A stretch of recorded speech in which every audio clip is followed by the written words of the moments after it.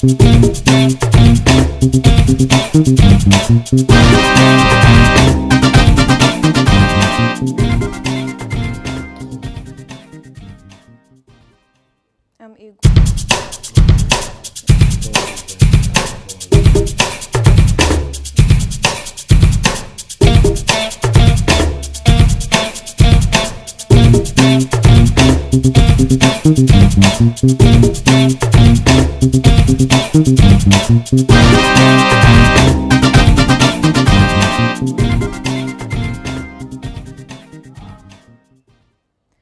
from Sahara TV, good afternoon and welcome. In preparation for the supplementary elections that's happening this Saturday, we're having a series of analysts come in and talk about the process that we expect to see on Saturday. Now, the Independent National Electoral Commission, INEC, declared a couple of states' gubernatorial elections inconclusive based on Section 26 and Section 53 of the Electoral Act as amended, which provides that no winner shall be declared if the margin of victory between two parties with the highest numbers of votes is less than the number of cancelled votes. We have states such as Benue, Kano, Sokoto, and Plateau states that will be participating in that elections that were marred by what INEC has described as violence, overvoting, hijack of electoral materials, and a number of other factors. And to analyze the issues with me this afternoon, we have Mr. Adeola Soetan. He is a public affairs commentator and analyst. Welcome. Well, thank you very much. So INEC will be embarking on a mission to conduct supplementary elections in 6 states that were affected by the inconclusiveness of elections that took place on the 9th of March in a couple of hours. As we speak, INEC has begun to move sensitive electoral materials to those states for onward distribution. What are your thoughts about the events that led up to the supplementary elections that will be happening shortly? Well, let me start by saying that Nigerians, we love democracy. We want free and fair elections. I've been through to many states, pre-election and of course during election, on voter education. But the main danger to democracy and democratic governance, and of course to free and fair elections, are the bourgeois politicians. Because they didn't see election as a festival of free choice. They see it as a draw. You can never have free and fair election. Because what you're having today is not partisan per se, but sectism. Sectism philosophy is my candidate or you are dead. Your vote or your life. And it has been like that for the past years because politics is a big industry that is the fastest, highest profit within shortest time possible. It's no more service. Having said this, you can see that there was expectation that 2019 election should be a better one than 2015. But the events turned out to be no. You start asking why. Look at it this way. I want to believe that the electoral law that conflicts with Section 1792 of the 1999 Constitution as amended started all this problem, wherein the issue of the number of council votes, if it is more than the difference between, it gives what I would call an influence, a political influence that the determine by who paid the pipers at a particular point in time. You could see the contradiction. In Abia North Senatorial District, Ojisa Kalu had 10,000 difference, above his closest candidate. Yes. But the council vote is over 30,000. And Ojisa Kalu was declared elected. In other states where you have all this rerun, the argument then is that the council votes is small, which to me is unnecessary. What INEC should have just done was to maintain the constitutional provision. Highest votes, and of course, 25% in 2/3 of the states. So where elections are cancelled, if INEC want to do a rerun on the basis of their own observation, they can't go ahead. But they should not subject that section 179 to their Electoral Act of 34A. That's where the conflict is. So that has allowed human factor to play a role. So what it means in essence is that when soldiers were deployed, let's talk of the violence from the army now. Yes.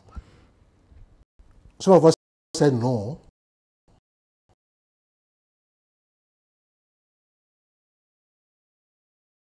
That the army, the Nigerian army, played a role in the way that the results were announced. For example, in states like Rivers, do you feel that they interfered in the processes that led to? It's out everywhere. The videos are out. They interfered. They even went as far as going to collation center, which INEC itself has inducted them. And you can see the confusion. Why the Chief of Army Staff said it was going to investigate, having initially covered his voice at the presidential election, which I personally said no, is wrong. When people make allegations, you will say you are going to investigate. Because what you are doing is just a extension of esprit de corps. If you say your boys did not do that, then how do you come back and investigate?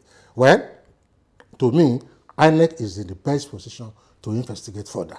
Because even the law gives INEC order, the power, to call for deployment. And of course, to post soldier and any other, including police, to anywhere they want.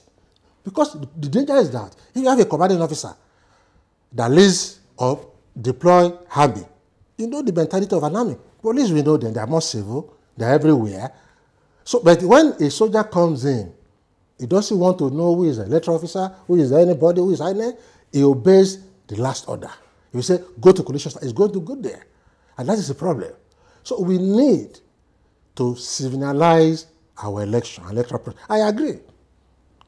Gangsters have taken over parties. Who do you think enables these gangsters? You called it sectarian or sectism. Sectism, yes. Yes. Who enables it? Is it the politicians? Is it citizens? Who do not go out to vote or who do not register? Or it's the system. Wherein everything is monetized. I remember in 1979, the deputy governor of my state, Osun State, the late Chief Ade, was my teacher when he was contesting. He has been picked before he resigned. He taught us English and English literature. He was just an average teacher. He became deputy governor.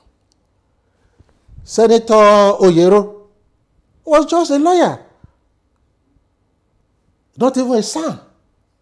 He became a senator. He defeated Sibiat Adeola, of blessed memory, the wife of Supplementary Adeola. So today, election have been totally monetized, commercialized. That is why you see INEC. We have done so many seminars here and their workshops. INEC will tell you that their major headache today was not even ballot snatching, but vote buying.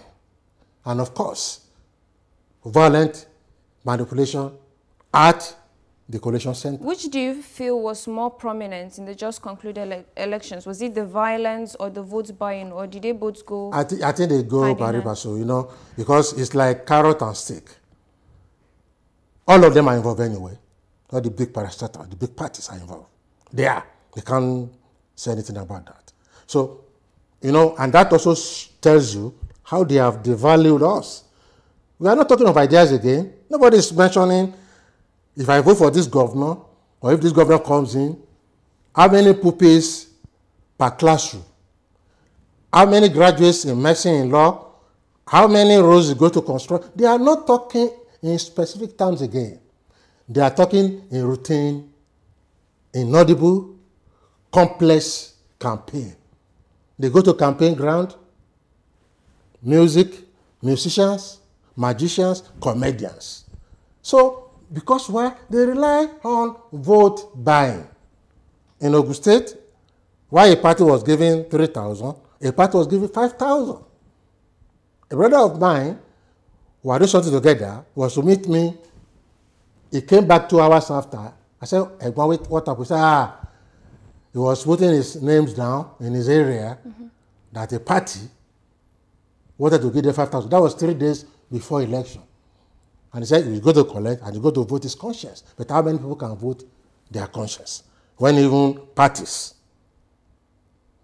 both parties, PDP and APC, the big corporates, were giving guguru, ekpa, chocolate, gari, and kulinkuli, and of course, Ankara. I'm concerned about the narrative whereby, politicians are seen as the sole perpetrators in this. If the word buying is included in the phenomena that we're experiencing, it therefore means that there is a buyer.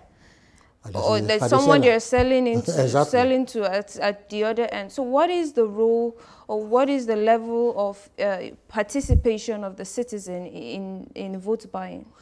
You see, first thing is, it's a conscious philosophy of the ruling elites, our corrupt bourgeois ruling elite, to pauperize the citizenry, to make them ignorant of their rights.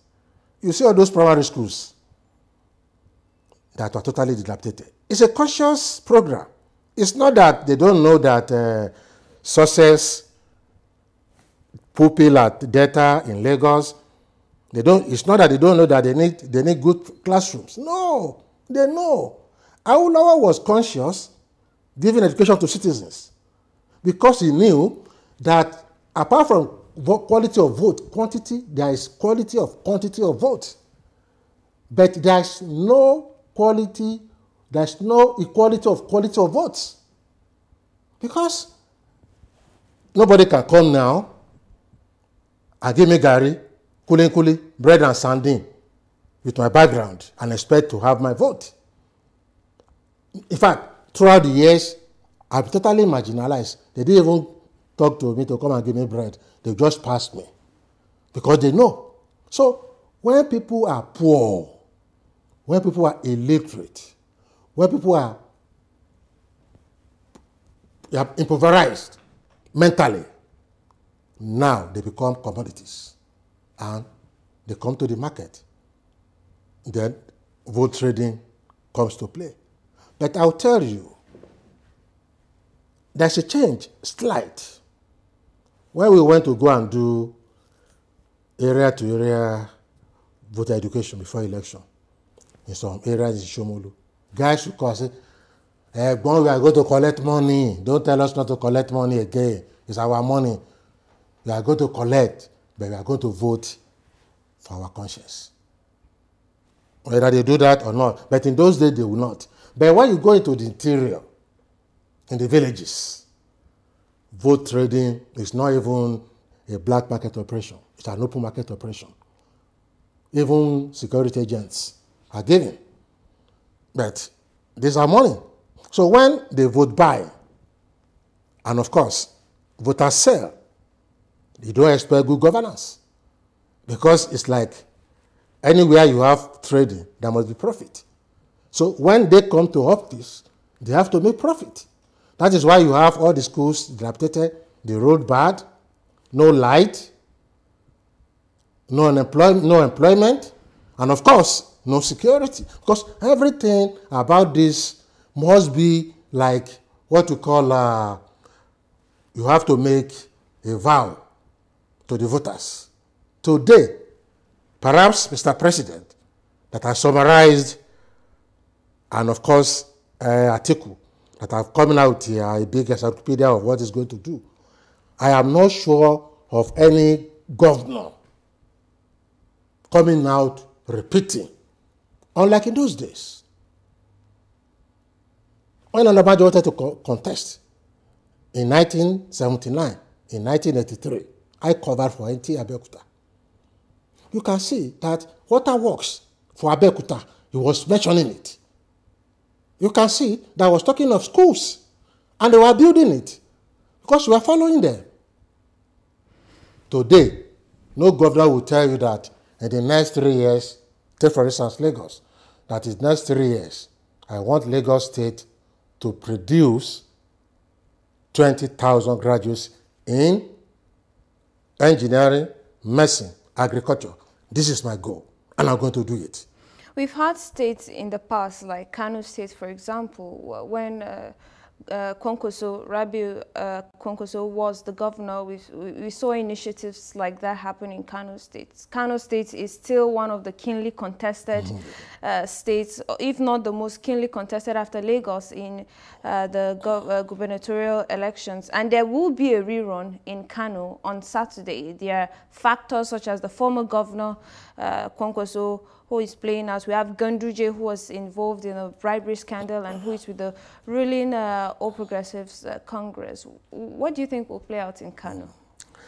When people talk of Kano, Kano is not an accident.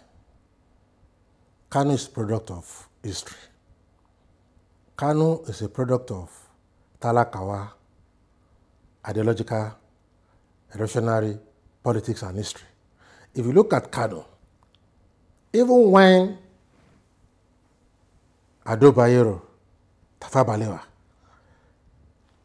were winning in the north, and they were so loved and respected, Kano belonged to the Talakawas, led by Aminu Kano. And of course, he won. He won Kano, he won Kaduna. Aminu Kano, may so rest in peace, was one of the poorest politicians you can think of. When he died, he left nothing.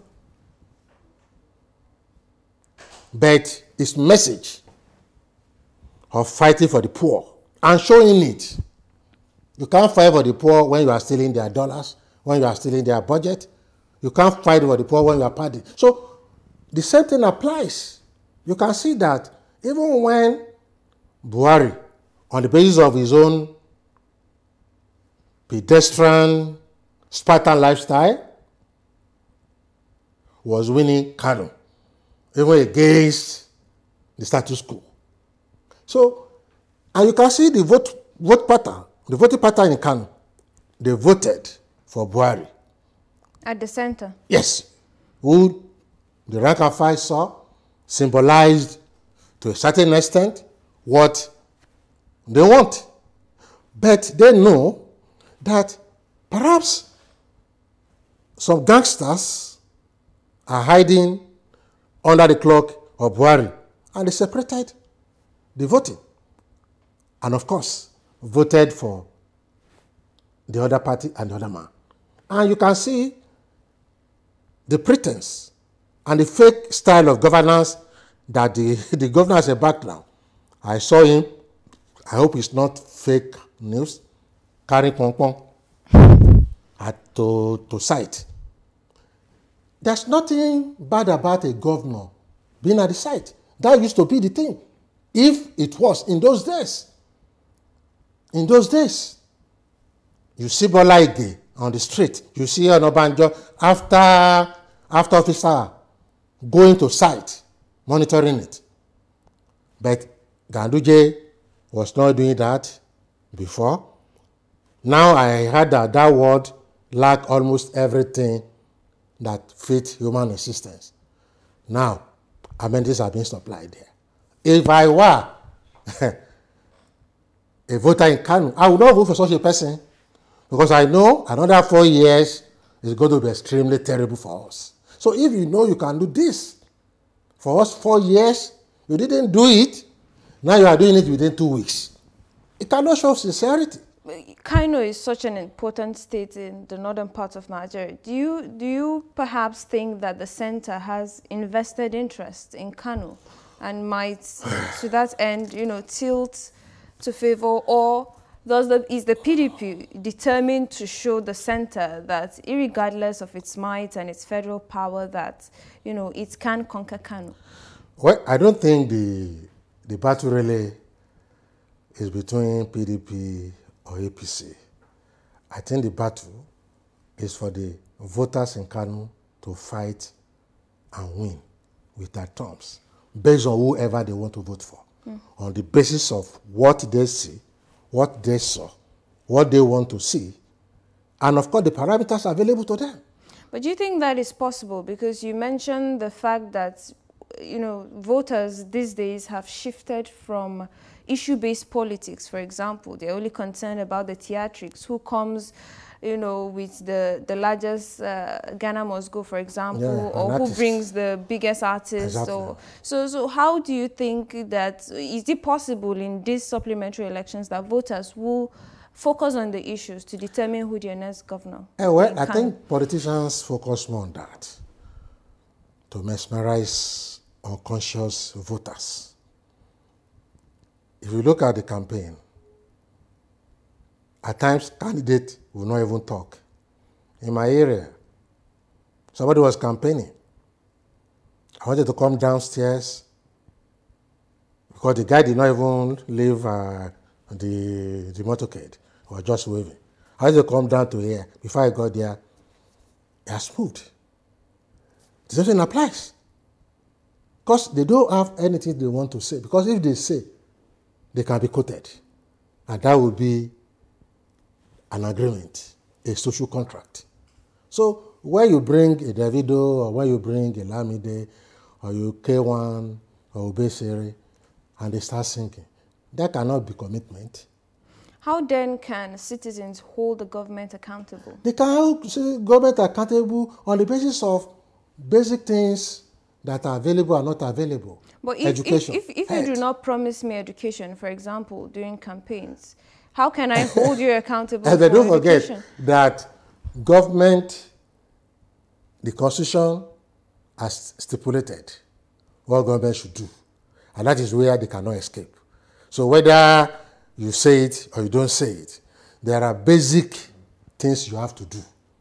Shelter, education, security, health. These are there, even in local government. Schedule. Things are listed there. Market, toilets, roads. So these are basic. So whether you say it or you don't say it. And that is where we are saying that voter education should not be during election period alone. The society organization should know that. Voter, because anybody above 18 is a voter. Whether he votes or he doesn't vote, is a potential voter. So that is why the moment election stops, voter education and conscientization of citizens start. You enter into budget analysis, budget participation, project monitoring, evaluation regularly with the people. Because let the politicians, they prefer corpse. They prefer cows, stones, grass to vote for them. It is we, the people, that will put them on the spot. Because there are certain things that must be done. Many of us attended public school. From primary, poly, university, or public schools. Today, teachers in public school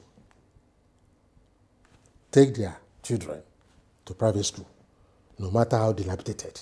And that tells you the crisis in education, public education system in Nigeria. All right, so we're running out of time, so I'll ask you this final question. You've talked about voter education, and most of the forms of voter education that we see, or the formats they adapt, are formats that are compatible or that go with elitism. For example, they use materials, leaflets, written leaflets with, there are people who have not gone to school who do not know how to read and write. We're talking on social media, but there are people who don't have access to social media. So what other forms can people adopt, even people watching and listening to us right now, to step down voter education for the people at the grassroots, so that in 4 years we're not having this conversation again? Yeah, we have to go to communities. All those you have mentioned are also in order. But we need to go into communities. We need to speak the language of the street. We need to speak the language of the people. Even when we write, that's why we are emphasizing that the Constitution itself should be interpreted into many indigenous languages and summarized, particularly those areas that specify duties and role of government and, of course, obligation of the citizens. So that we know that even when you don't go to school, you are conscious. But mark you, experience is the best teacher. He who is hungry does not need a teacher or a shouter to tell him or her that he's hungry and must find something to eat. He who sleeps in a village with no light doesn't really need anyone to tell him that this village is supposed to have a light. So invariably, experience is the best teacher. What we are going to do. Wouldn't you then say that Nigerians are the most experienced people? Because from 1960 and even after that, when we, regained democracy in 1999, there's been no period where there's been absolute power or there's been, 3 square meal on the table of the ordinary Nigerian. But don't forget one thing now. Has it affected their voting pattern? Yeah, it has to. It has to. Because when you have sophisticated citizenry that are not really looking for what to eat, basic. That you can't go to New York or Texas now and be giving people meat pie. They'll just think you are mad because they wanted to vote for you. I was in Netherlands sometimes, and I asked somebody there who won, he's even in Nigeria. I said, how much do you give voters? Or how many talks? You look at that and say, look, you do that here. That community themselves will write candidates that please come and address us on so time, and they'll be waiting for you. You are being recorded. And they ask questions. That is the sort of campaigns that should be done, not the elaborate. Do you think it is possible, finally, in the next 4 years? It's possible. That we achieve this? It's possible. Look at Shure, his campaign methodology. Look at Asan Taiwo, the SPN candidate in Ifo 2. I was involved. The campaign methodology was banned because you are going to villages, markets, roads. Yes, when election comes, they will not vote for you, but your message sink. And when the experience, which is the best teacher, come to, if they vote for corrupt people and nothing is done, they didn't vote for you. But they will know when you are going, that man said this, the next 4 years, if you don't go and sleep, you are most likely to be with them, and they're going to be with you. All right. Thank you very much, Mr. Adeola Soetan. It's been a pleasure having this conversation with you. We hope that you join us some other time to continue the conversation. It's my pleasure, please. We have been speaking with Mr. Adeola Soetan. He's a public affairs analyst in the build-up to the supplementary elections, which will be happening on Saturday in 5 states as prescribed by INEC. Until then, don't forget to join the conversation on all our social media platforms, Twitter, Facebook, and Instagram at Sahara Reporters. Also, read up on all the latest happenings in and around Nigeria on www.saharareporters.com. Until then, goodbye.